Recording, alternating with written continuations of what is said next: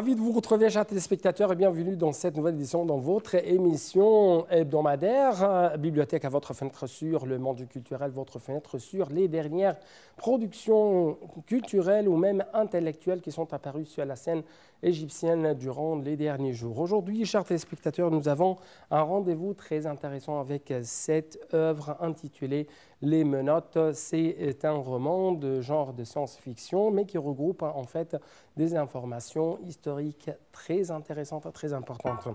Par exemple, les menottes, ce sont les fautes du passé. Ce sont les fautes ou ce sont les bracelets métalliques à travers lesquels est attaché Samah, l'héros de ces aventures mystérieuses de ce roman intitulé encore une fois Les Menottes. À travers même la magie de Phodo, on trouve que les victimes de Samah cherchent à prendre leur revanche, mais poussées par l'amour, poussées plutôt par la passion de sauver son amoureuse, son épouse, Samah essaye de prendre des missions presque impossibles. Ce sont des missions qui visent à corriger des événements fatals dans l'histoire du monde entier.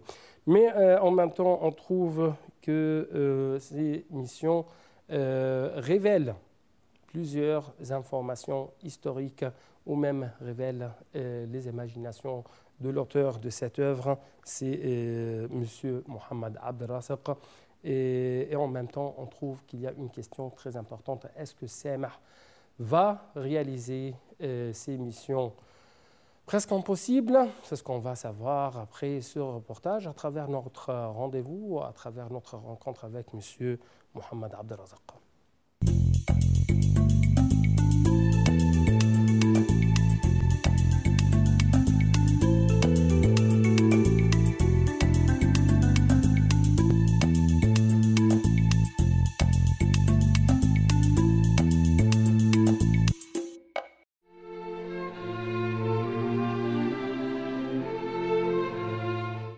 Le cinéma de science-fiction est un genre cinématographique parmi les plus populaires.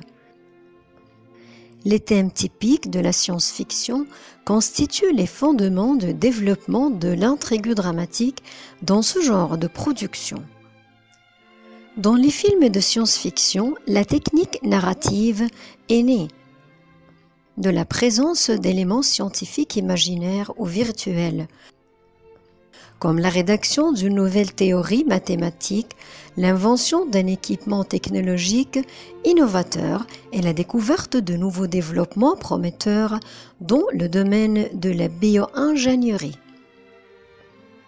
Ce genre de film est habituellement associé à un environnement éloigné à l'avenir, comme les voyages interstellaires, les guerres nucléaires ou les catastrophes naturelles dans le monde.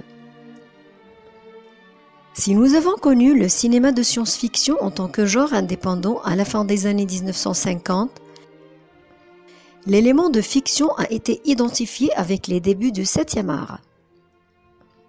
Avec le temps, le cinéma de science-fiction a exploré un certain nombre de thèmes. La tendance à transmettre des messages philosophiques et politiques avec précision est l'une des qualités qui font l'éclat de ce genre cinématographique. Les œuvres de science-fiction sont utilisées pour exprimer des thèmes sociétaux comme l'appel à la paix, la guerre froide, la peur des étrangers, l'influence de la pollution dans des périodes historiques qui ont connu des crises morales tout en fournissant un divertissement au public. Les films de science-fiction s'intéressent aux effets spéciaux. En même temps, ils accordent une attention particulière aux passionnés des scènes de guerre spatiale, d'armes et de mondes irréalistes. Tout ceci est le fruit de l'évolution rapide et permanente de la technologie et de l'art informatique.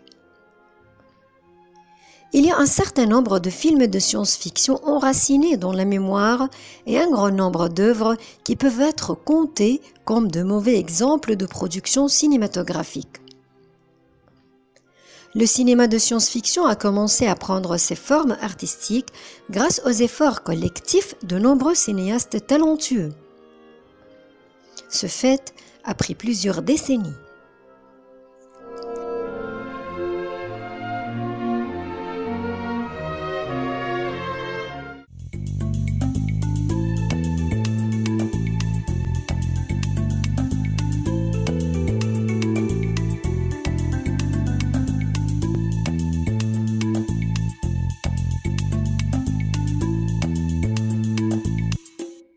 Donc, chers téléspectateurs, nous sommes aujourd'hui, ou nous avons aujourd'hui un rendez-vous très important.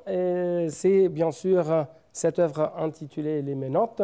Et comme vous savez, nous allons continuer avec notre invité, l'auteur de cette œuvre, M. Mohamed Abdelrazak, les événements, les dimensions de ce roman pendant cette édition. كانت المهمة الثانية لها شعار وهو أن الإنسان لا يعلم قيمة الأشياء إلا عندما تذهب منه. وكان جورج هارشن هذا المزارع في جنوب إفريقيا هو اللغز. تمام. هي يمكن دي تكون أقصر قصة في الأحداث كلها، لأن لما قريت عنها ما كانش في عنها أي معلومات غير تقريبا نص سطر. نعم. انه فقد مزرعته. نعم. القصه اللي انا حاولت اعملها بقى ان المزرعه دي انت مش عارف ايه اللي في ايدك، انت لا تدرك قيمه ما بيدك الا عندما تفقده. نعم. فهو عمل ايه؟ مراته عماله تزن عليه. لا معلش هنبيع دي، مش جايبه لنا احنا كل ما نزرع ما فيش. فخلاص هو زهق لدرجه ان هو باعها ب $10. كلام فاضي يعني، وباعها. تيجي الشركه اللي بتنقب بعد كده تكتشف فيها اكبر منجم من مناجم الذهب والالماس على مستوى العالم. طبعا الحسره بقى اللي هو بقى فيها بعد كده كانت يعني غير عاديه. نعم. فده كان خطا من الاخطاء، ولكنه هنا يمكن خطا مش من جورج نفسه، يمكن الخطا من الناس اللي عماله تضغط عليه بالكلام، من زوجته، لان زوجته كانت ليل مع نهار هي مش ساكته. نعم. هنبيع، لازم نبيع، ما على الاقل الفلوس اللي هتيجي نقدر نعمل منها حاجه، على الاقل كذا على الاقل كذا. فبالتالي استسلم هو كمان وقرر يبيع. خلاص ما بيع. ناتي الى المهمه الثالثه الخاصه بتغيير التاريخ، وهي مهمات مستحيله بالنسبه لسامح والضابط الروسي شلينكو. حريق نصف مدينة لندن عام 1696. وذكرت أنه كان لويس الرابع عشر من خلال هذه القصة. لويس الرابع عشر ملك فرنسا كان في زيارة إلى لندن أثناء هذا الحدث القاتل. هناك عدة ملامح. لويس الرابع عشر هو كان يطلق عليه الملك الشمس، الملك الذي غير يعني المشروع الحضاري أو الحضارة الخاصة بفرنسا بل بأوروبا، ولا هو الذي أدخل أو قد يكون الذي أدخل الرسميات الخاصة بما يعرف بفن الاتيكيت. تمام. وكان لديه قول شهير: أنا الدولة. وأثناء حكمي وصلت الملكية الفرنسية إلى الحكم المطلق وإلى أعظم إمكانياتها واستقرارها الاجتماعي والسياسي، وبعد ذلك حدث العكس في أواخر عهده. ولكن دعني أرى هذا الملمح: الشعب الذي يحكم وليس الملك. هذا أو هذه كانت إحدى أقوال ملك إنجلترا لملك فرنسا. تمام. هو خلينا نرجع للخباز، لان نقطه البدايه او الانطلاق من عند الخباز اللي هو الخطا بتاعنا اللي بتعتمد عليه تيمه الروايه. هو كان دايما مشهور قوي بالخبز بتاعه، خبز جميل كده، والملك نفسه بيحب الخبز بتاعه يعني، على الرغم من ان هو عنده خبازين كتير وناس كتير، لكن هو بيحب الخبز بتاع جوفنس دوت. ففي يوم من الايام هو قرر ان هو يستدعي جوفنس ده، لان في الملك جاي القصر والكلام دوت، عامل له استضافه وعايز يشوف بقى يعني هتشرفنا بقى يا جوفنز ولا لا، ولا هتعمل ايه. في نفس الوقت انا خليت جوفنز كانه هيعمل ايه بقى، كانه الملك بيستأمنه كمان على سر من اسرار الدوله، لانه بيقول له خلي بالك انت مقرب عندي قوي، انا حاسس ان في مؤامره بتحاك عليا في الوقت ده. خلي بالك وخليك جنبي. نعم. خليك جنبي. انا تعمدت هنا ان انا اذكر اسماء ملك فرنسا وملك انجلترا في التوقيتات دي عشان افتح البحث كمان للقارئ. ما هو القارئ لازم هيدور وراك، ما انا ممكن يقول لي ايش ضمن لي ان الكلام ده انت جايبه صح، معلش. فيبتدي يفتح ويبتدي يقرا ويبتدي يشوف بقى، فيبتدي يقرا عن الملك الرابع عشر، يبتدي يقرا عن ملك فرنسا، يبتدي يشوف الخطا ده فعلا كان خطا سليم وصحيح ولا ايه اللي حصل بعد كده. كان من ضمن الجزء بقى ده وتوهان بقى جوفنز مع المؤامره اللي بتتعمل والكلام ده، انه نسي الشعله بتاعه المخبز بتاعه ولعه في قلب المخبز ونسي يقفلها، وكان منها ان حريق نص لندن في الوقت دوت، وطبعا كان دمار كبير جدا جدا في التوقيت ده.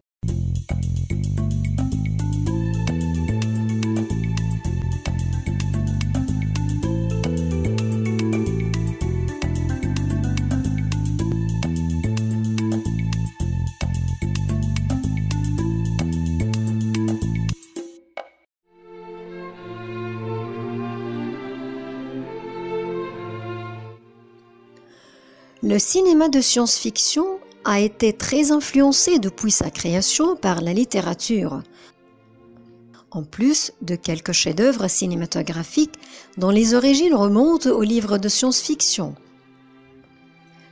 Peu de temps après, le roman et les films sont devenus des entités indépendantes. L'influence des livres dépend des sujets, des idées fondamentales. Quant au cinéma, il s'est transformé en œuvre indépendante. Le cinéma a tendance à inventer ses propres théories imaginaires, surtout depuis les années 1970. La science-fiction ressemble à la littérature analytique. Elle se rapporte aux idées bien que les films soient loin de l'analyse. En ce qui concerne la présentation des idées, celles-ci sont présentées à travers des images visuelles qui ont une valeur métaphorique.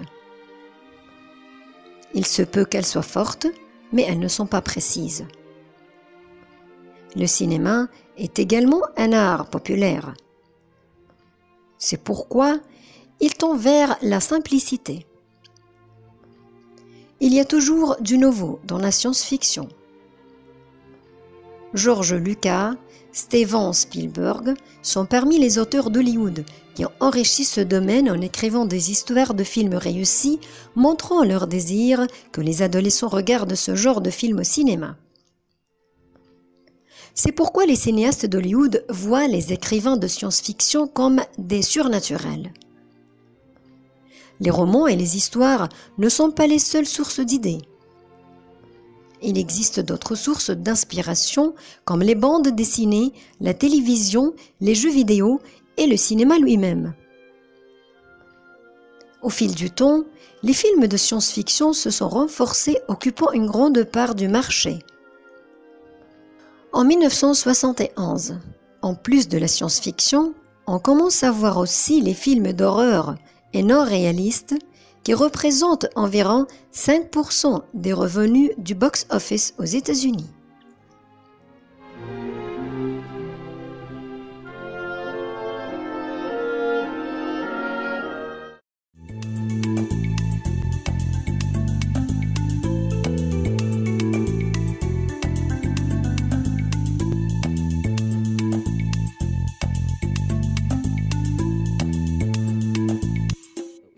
دعني أقول لك ما يعني استلهمته من هذا الحدث، ألا وهو يعني أعظم النيران تحدث من مستصغر الشرر. برافو عليك. وأن أعظم الانقلابات أو أعظم الملوك الذين يعني يتنازلوا عن عروشهم أو يخلعوا عن عروشهم تأتي من أصغر الأفراد المتواجدين في الشعوب والمجتمع.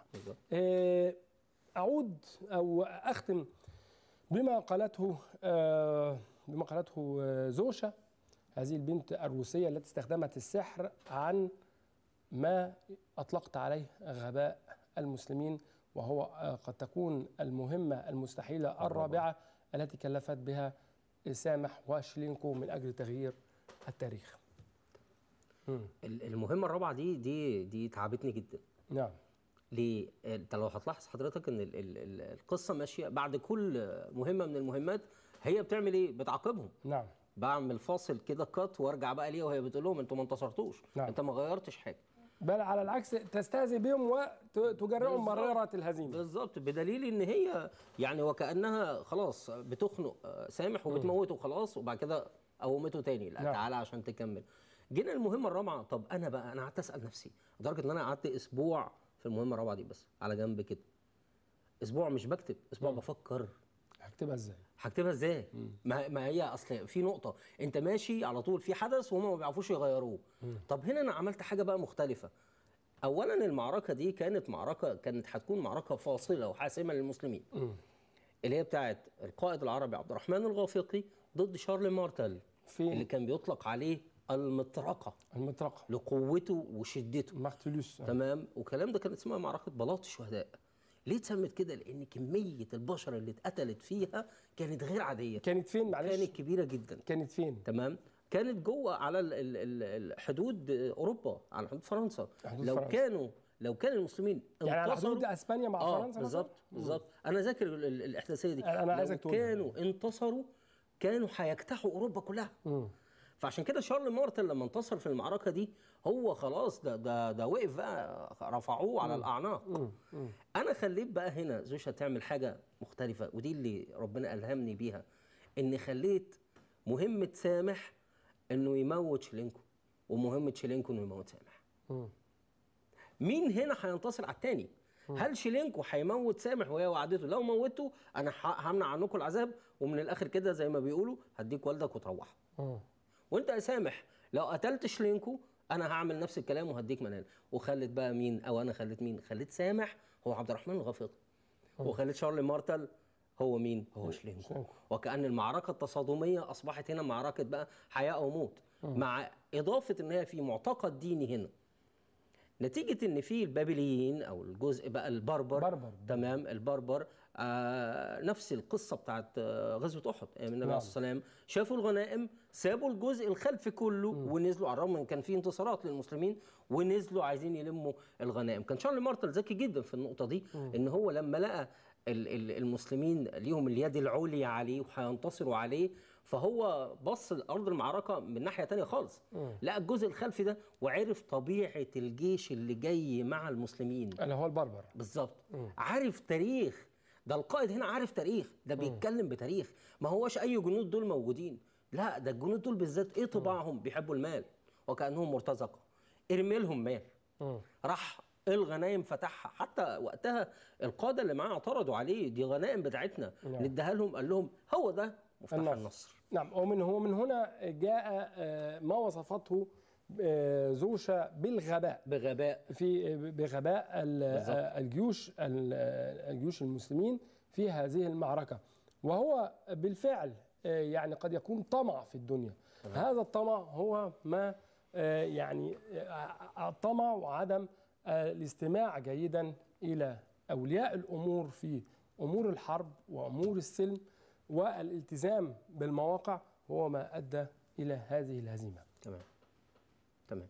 وكانت فاجعة كبيرة جدا جدا جدا، لدرجة إن عبد الرحمن الغافقي وهو بيقاتل كان في آخر شهر شعبان. تمام. أصبح أول رمضان عليهم وهو صايم، وما زال مستمر في القتال. عبد الرحمن الغافقي مات وهو صايم. نعم. عدد المسلمين اللي اتقتلوا كان مهول، لدرجة إن كان بيوصف شارل مارتل بسعادة، يعني بيوصف السعادة اللي هو فيها، وهو بيقول وكأن قدمي تغوص في أجساد المسلمين، وكأنني أسبح في بحر من الدماء. نعم. دماء المسلمين. نعم.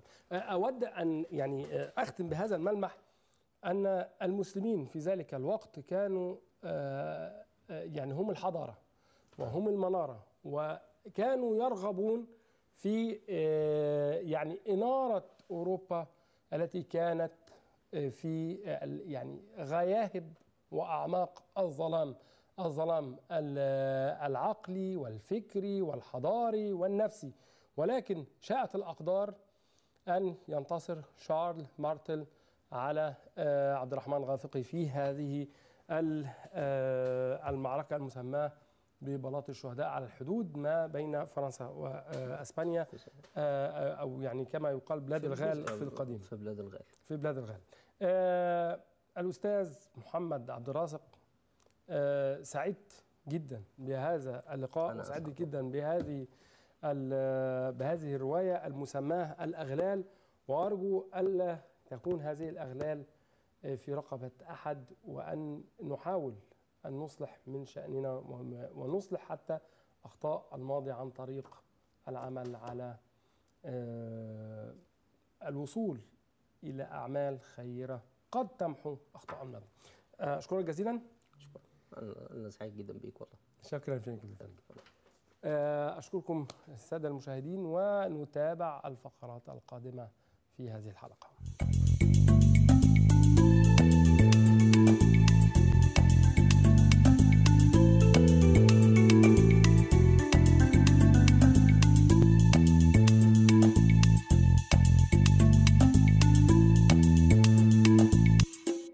Donc, chers téléspectateurs, actuellement, vous avez un rendez-vous très important avec un de nos invités, mais cette fois-ci, ça sera un lecteur qui va vous montrer des idées très intéressantes à travers un livre qu'il a choisi. Donc, je dois actuellement vous laisser plutôt avec ce lecteur.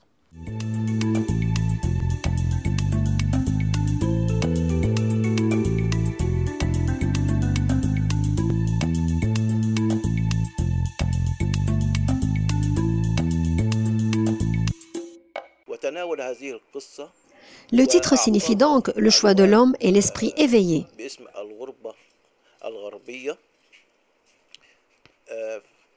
Avicenne a commencé par présenter le principal protagoniste en posant une question au cheikh. Quel est votre nom? Hay Ben Yaqzen, a-t-il répondu. On lui a dit, d'où venez-vous, cheikh? Il a dit, de Jérusalem. Que faites-vous dans la vie? Il a répondu, je suis un touriste qui fait le tour du monde.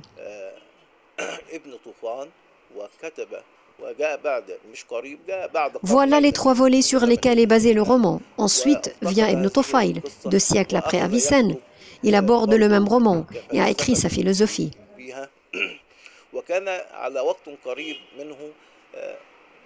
Peu de temps après, vient Shihab el-Din el-Sargoudi, qui a choisi pour le roman un nouveau titre, à savoir L'exil de l'Ouest.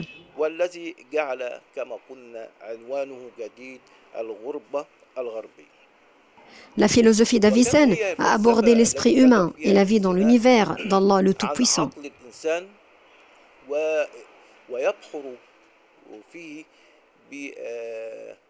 Comme l'homme peut-il s'épanouir? En contemplant les gens autour de lui et en faisant la connaissance des créatures d'Allah le Tout-Puissant.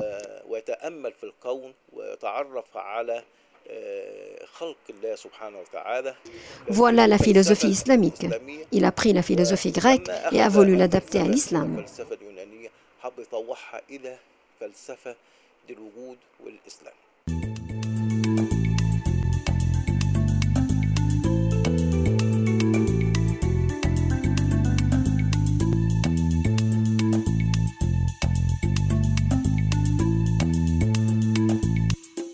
Donc, chers téléspectateurs, avant de vous quitter, je dois vous inviter à jeter un coup d'œil sur le box-office, sur les dernières évolutions en ce qui concerne le marché des livres, en ce qui concerne plutôt les livres les plus vendus, les plus achetés sur le marché international ou même sur le marché national.